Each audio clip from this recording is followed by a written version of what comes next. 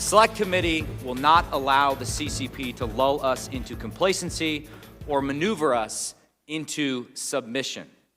The new Select Committee on China holding its first hearing this past week as tensions between the U.S. and China escalate. The panel now set to tackle a number of high-profile issues in the coming weeks and relay a sense of urgency to lawmakers and Americans. Congressman Mike Gallagher is chair of the new Select Committee on China. He joins us now from Washington. Congressman, like always, great to see you. Thanks for having me. Your first hearing going about 3 hours. You heard from numerous witnesses in this first hearing. What is next for the committee? I think having talked about the overall threat posed by the Chinese Communist Party and dig into various aspects of the threat with an eye towards identifying a proactive policy and legislative agenda that we can advance. And one thing I was encouraged by was just how bipartisan the proceedings were. You had Republicans and Democrats that were really saying a lot of the same things in terms of this threat and why it's not just a distant over there threat, a matter of some obscure territorial claim in the East China Sea. It's a threat to American sovereignty. It's a threat to American values, and that was encouraging for our first hearing. And to that, you're going to address a number of high-profile issues in the coming weeks and months. You just returned from a trip to Taiwan yourself.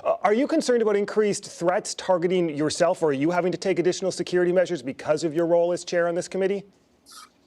Well, I'm a counterintelligence officer by trade back when I was in the military. So I guess I'm always suspicious and I take steps to secure myself. I guess I'm still getting used to the fact that this is a bit more high profile of an assignment. But I think all members of Congress need to be aware that their targets, maybe not so necessarily for physical attacks, but certainly for economic coercion and certainly for influence operations. You've talked about calling executives from everyone from the NBA to Disney to hear from executives from corporations that do business or dealings in China. Your committee has subpoena power. At what point would you subpoena these executives to force their testimony before your committee? Well, we would only consider that if they were unwilling to come and talk to us voluntarily. I think the Speaker created this committee because he wants to have an open and honest conversation about the costs and risks involved in dealing with China. And the business community is a perfect expression of the benefits and the costs of doing business with China. I'm not, suggesting it's simple. I know it's very complex. We all made the same bet on China over the last 2 decades that we were going to integrate them into the global economy, but we want to have an open and honest dialogue. We're going to have some hard conversations. We just want to make sure that we're not giving the CCP economic leverage that they can wield in order to force us into submission and hold us hostage going forward. We want to reclaim our economic independence. Do you have any indication that they wouldn't testify willingly? Well, I don't think anyone is eager to necessarily testify before Congress, but I hope, in part because sometimes these congressional hearings can look like a circus, but I hope everyone watching our proceedings took away that this was a sober, serious, bipartisan effort. There was no bomb throwing. There was no pandering for the press, and that's how I intend to conduct all these hearings. I'm not going to use them for gotcha moments or to get a viral clip. We want to have a serious dialogue and discussion about the most important and challenging national security issue of our lifetime. And to that, from these executives, what would you like to hear or what would you like to learn?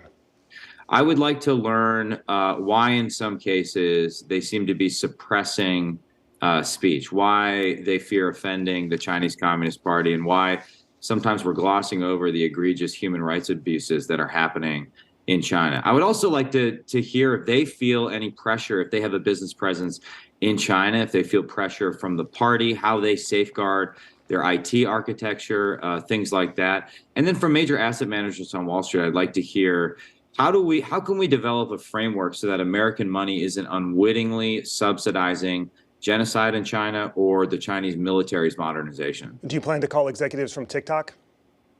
My colleagues on the Energy and Commerce Committee, I believe, have the CEO of TikTok testifying either next week or the week after.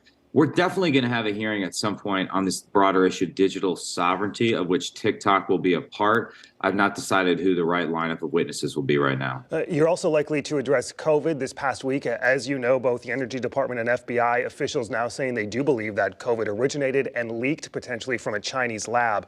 You're calling on the Biden administration to immediately declassify U.S. intelligence on the origins of COVID. What have you heard back from the administration?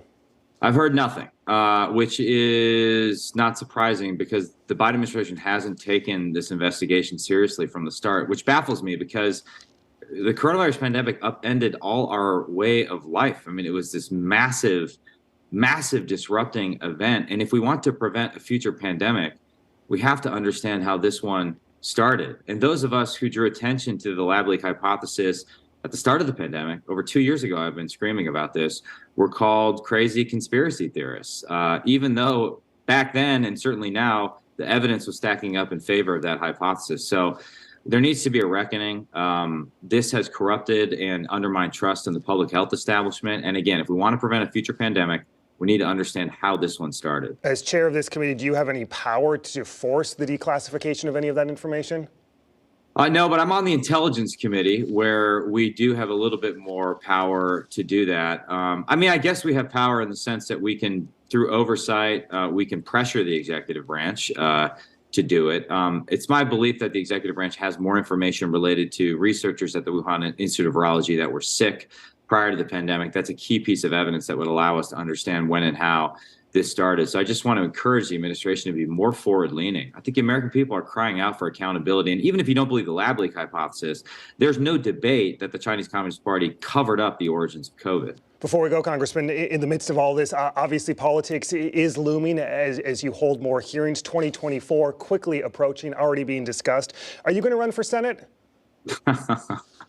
Of course, we're thinking about the Senate. No, this is the problem with politics. Everyone is always focused on the next job. I have my hands full with this committee. It's really an exciting challenge. I think it's my highest and best use right now in the Congress, so I'm not thinking about 2024. Are you considering it or ruling it out?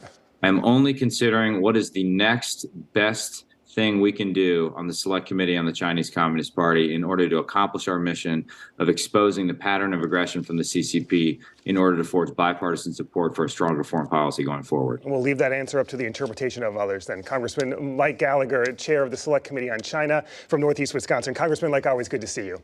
Thank you.